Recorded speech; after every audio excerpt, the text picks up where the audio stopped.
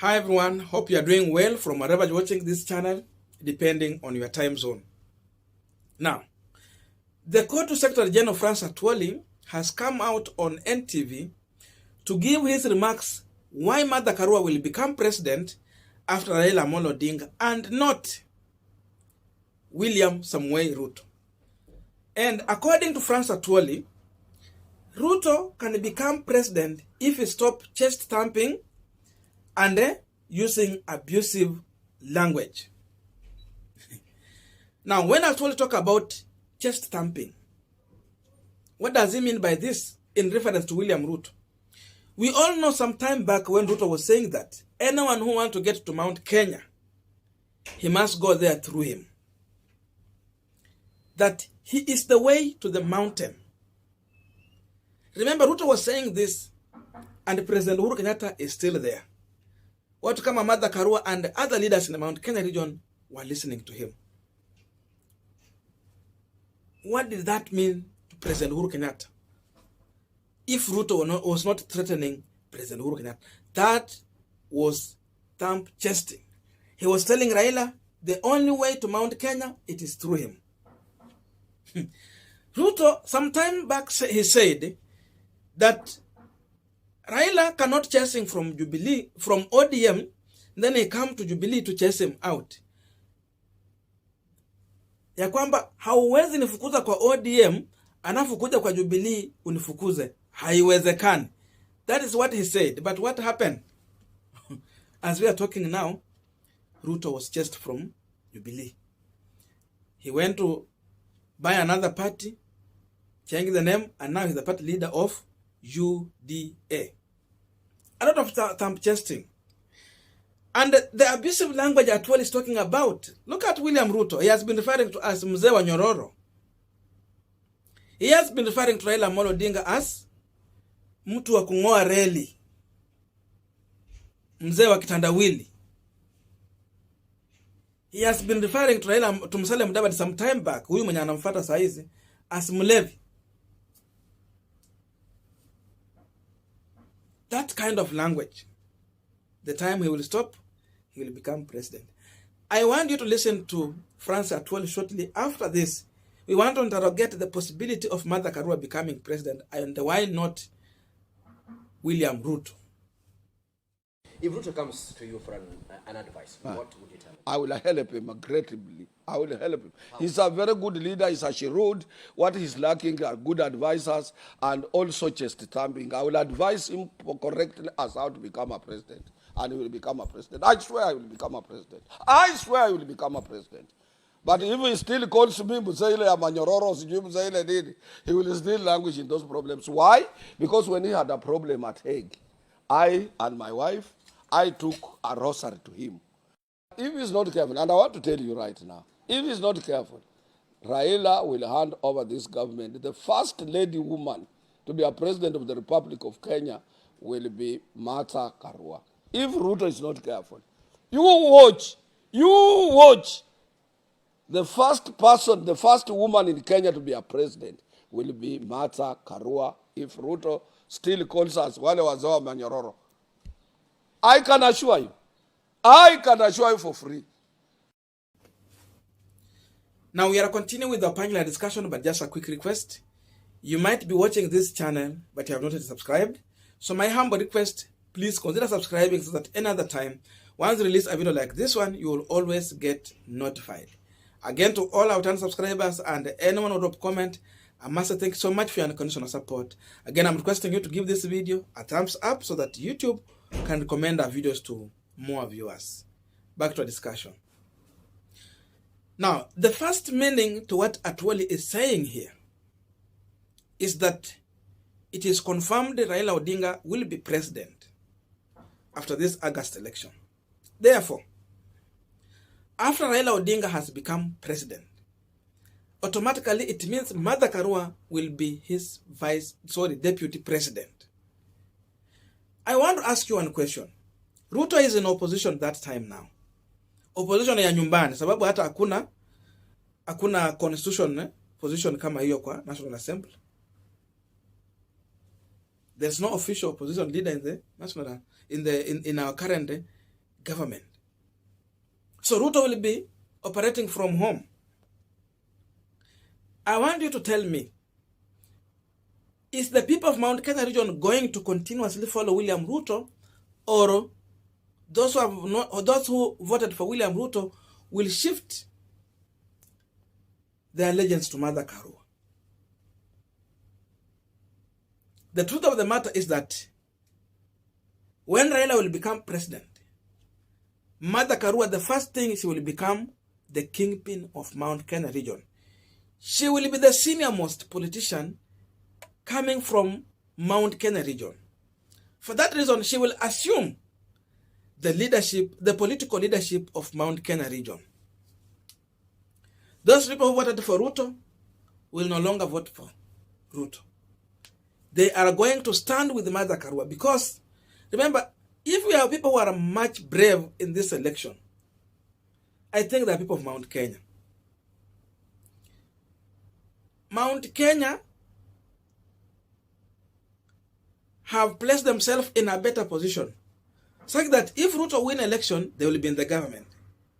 If Raila win election, they will be in the government. And whoever will be in the winning side in the Mount Kenya region will become their kingpin. So, once Raila becomes the president, the people of Mount Kenya will not accept to be in opposition. They will all follow Mother Karua. That will be the end of William Samoei Ruto's support from Mount Kenya. He will no longer enjoy the support he has had from Mount Kenya region. We know Ruto will get more votes in Mount Kenya compared to what Raila Odinga will get. But after that, Mount Kenya region will be identifying themselves with their new leader, Mother Karua. So in 2027, Ruto should forget the support from Mount Kenya. Hiyo atoe kwa his matrix. These people will be behind Mother Karua. So where does this one leave William Samoei Ruto? Definitely, it will be pushing Ruto back to 2013 with his URP party. So UDA will be another URP when we will be facing election in 2027 and 2032. When I talk about URP, it will be dominantly a Kalenjin party. That's what I mean. So Ruto will be having Rift Valley on his side. What about Mount Kenya and the other area if you want to become president? Then Mother Karua will be holding to Mount Kenya region. If that is clear, then the people who will be on ballot in 2027 or 2032, if Raila will serve 2 terms, definitely, Kalonzo Musyoka will be on ballot. William Ruto will be on ballot. Musalia Mudavadi will be on ballot. So who will be supporting who? Mother Karua will be on ballot. That time she will be running for the presidency of this country and not being a running mate to anyone. Because she will be having full backing of the Mount Kenya region. President Uhuru Kenyatta will be working behind the scene for Mother Karua. That one you should know. And for Mother Karua to become Raila Odinga's running mate, it is because Uhuru wanted Mother Karua to become the deputy president. So if these people are on ballot, where will Ruto get his support? Remember now, Mother Karua being on ballot, Raila will be asking the people from Nyanza region to vote for Mother Karua, because he will be exiting, and the Nyanza region people will not have a presidential candidate in that election. So meaning Mother Karua will be standing strong because she will be having the backing from Nyanza region and the Mount Kenya. Ruto is coming with Rift Valley. Mudavadi will be coming with the Western region because Raila Odinga will not be on ballot. For that reason, he will not be convincing Luyas. That time, Luyas will be identifying themselves with their leader. Maybe Mudavadi or another person who will be there, if it will be Oparanya or whoever. So, Mother Karua will be standing strong. And if we will have this much candidates, possibility of having a runoff will be there. and what will happen after going through a second round. Again, another possibility of Musalia Mudavadi being convinced to deputize Martha Karua with support of Western and Nyanza region is still there. For those who remember, some time back, Cyrus Jirongo was explaining the reason why Mudavadi should be a running mate to Martha Karua in One Kenya Alliance coalition. If you remember Oka, they were pushing for Mudavadi to deputize Martha Karua. Mudavadi hakuwa tayari. What did that mean?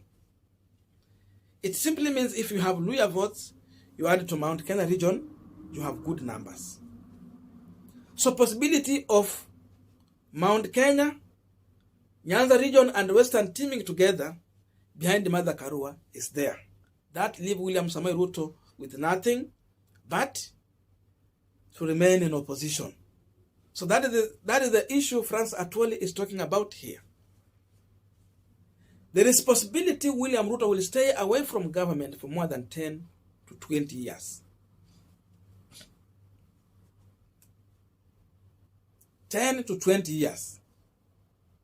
And if that happens, Ruto will be thrown into political oblivion. As simple as that.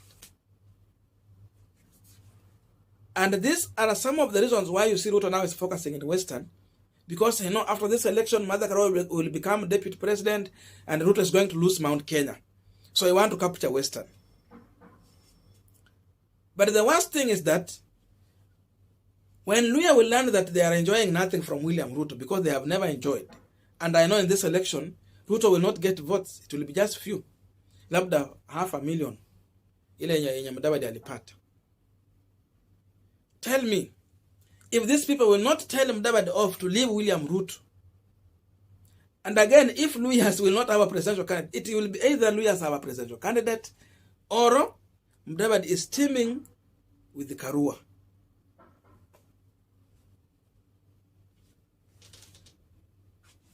So that will be the worst position for William Samoei Ruto. If Mudavadi is not willing, Kalonzo Musyoka will be there. Kambas have about 2 million votes.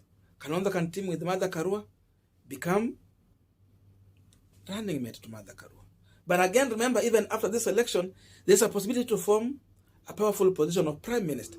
That means these positions are going to be 3. So tell me, how will William Samoei Ruto get to the presidency if he loses Mount Kenya? He was heavily investing in Mount Kenya. He never showed any interest to invest in Western. He never showed any interest to invest in Nyanza region and even Coast region. And he has become so abusive. How can he get the support? In that way, Martha Karua has a good chance to win this election because he will have Mount Kenya region behind her.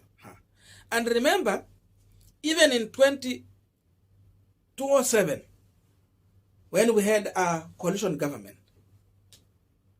Uhuru was made deputy prime minister. Why? This was just to prepare President Uhuru Kenyatta to take over leadership of Mount Kenya region after Mwai Kibaki. And if you are careful, you read into this issue, the decision by Uhuru Kenyatta to endorse Martha Karua to Raila Odinga, to propose Martha Karua to be taken by Raila Odinga as his running mate. That is another preparation of Martha Karua, the same way Uhuru was prepared with a deputy prime minister position. Martha Karua is being prepared with a deputy president position to take over the leadership of Mount Kenya region and to get a better position to run for the presidency of this country. That is on program. And that is the direction Mount Kenya region politics is heading to. So, this is just a preparation for a woman president in this country. I don't know what to think, but that's my view. So let us meet in the comment section to have a continuation of this conversation. Otherwise, thank you so much for listening to me up to this far. May good God bless you and see you in our next video.